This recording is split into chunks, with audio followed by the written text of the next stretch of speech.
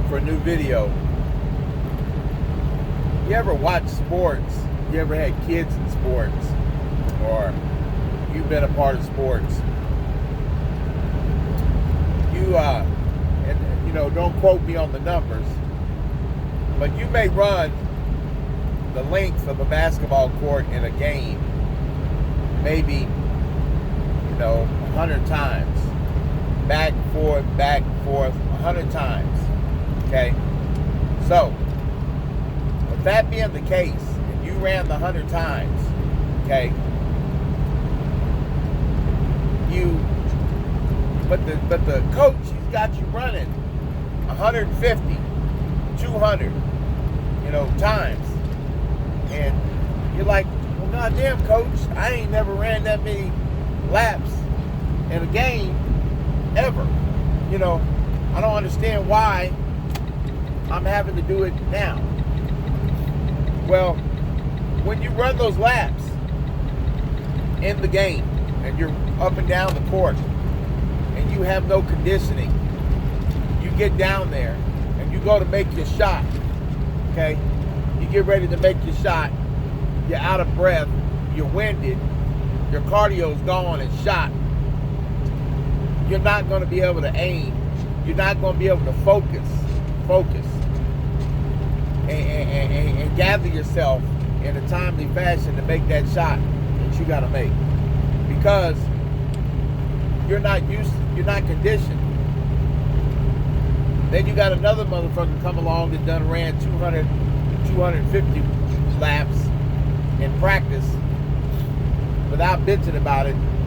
He gonna come right up there and put that ball right in the net, no problem, and walk off. That's life. That's life. Oh, you're gonna try it, huh? We spent a lot of time. Turn my radio down here. We spent a lot of time avoiding problems. They right behind us, or they right beside us, or they might be right here in front of us, and we try to go out 100 miles around them just so that we don't have to confront them. Those problems slowly eat at you. They don't make you run laps.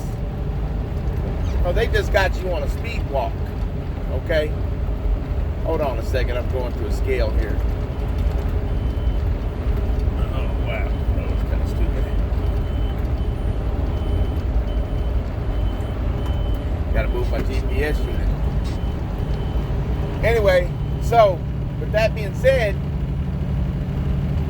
now,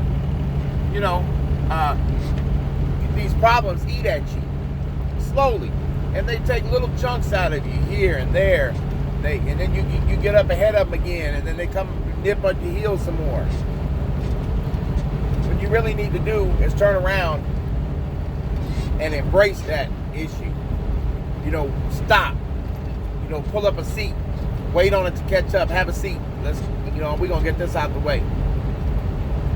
I've been blessed in my life that I'm still alive, because I done found myself around some guys that don't play. I've had myself around people that they don't joke around. They're the type of people that smile in your face and shoot you and walk off. And I've been in confrontations with these people, and I've always made it a point to go back and address that issue. Show up when they least expect me to show up. Really, to be honest, in some ways it's kind of stupid, especially in this setting, in this particular way.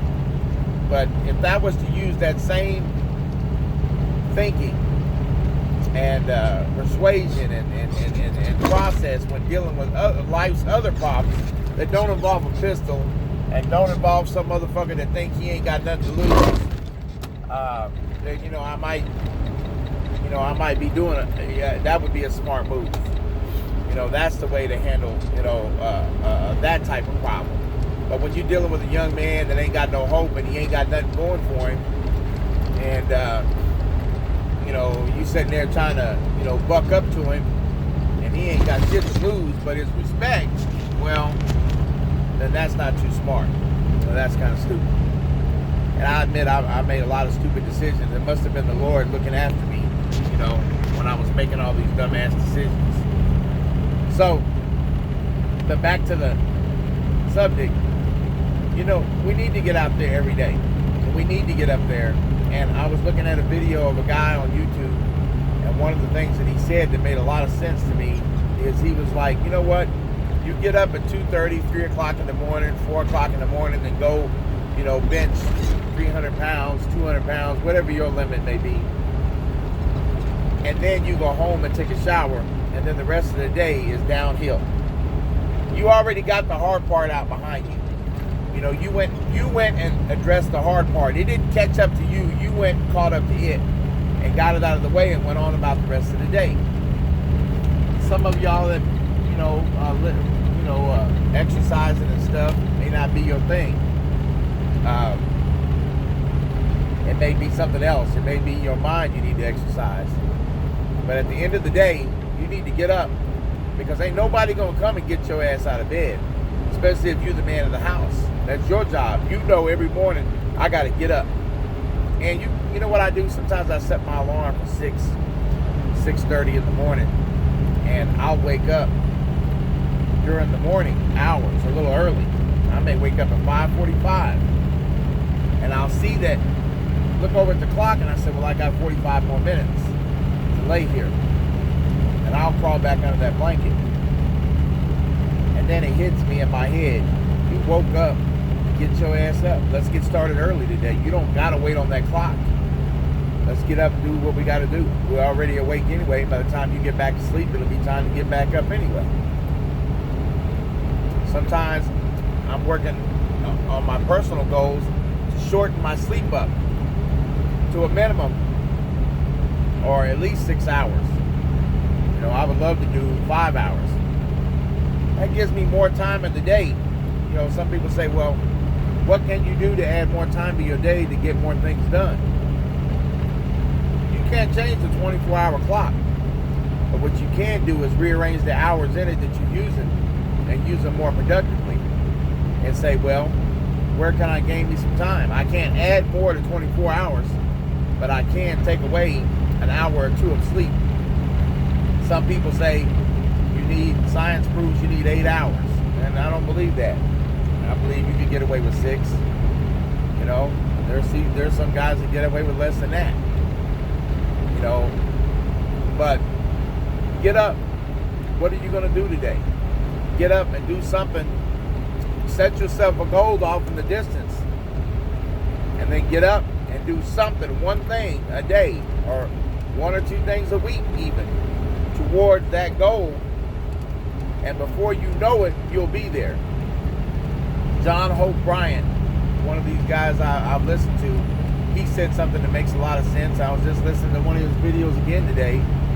And, you know, when we're in the middle of the struggle and we're doing the important things right now to get where we're going, they may be small things, but they all add up. Historical events, when they're in the middle of the making of the historical event, it don't seem like a historical event sometimes. You know, like John Bryant said, sometimes, you know, you look at Martin Luther King, he said that I had a dream speech 100 times before somebody caught on to it and it became a historical speech.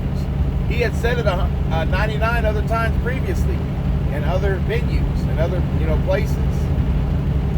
But it was the one that caught on. What if he would have only did 99 and he wouldn't have done the 100? You know, that wouldn't have been an historical speech. You got to get up every day and do what you got to do till you get your result that you want. That's what makes it historical for you. Is getting up and making sure that you do it. Every day it seems like a long fucking day of me just riding and driving, and I feel so captive in this semi. Is there something else I could do other than this to get myself ahead further? At this point, no. So I get up. A friend asked me the other day, he said, you know, Cadillac, do you like driving? And I told him, I said, hell no, I don't. I don't like driving. Some people say, well, you get to drive across the United States. You know, I got a lot of real bad back problems. It's hell on me every day. I can't even feel my right leg sometimes. My point that I'm getting at is that I do what I got to do, and I sacrifice, before, something is taken away involuntarily.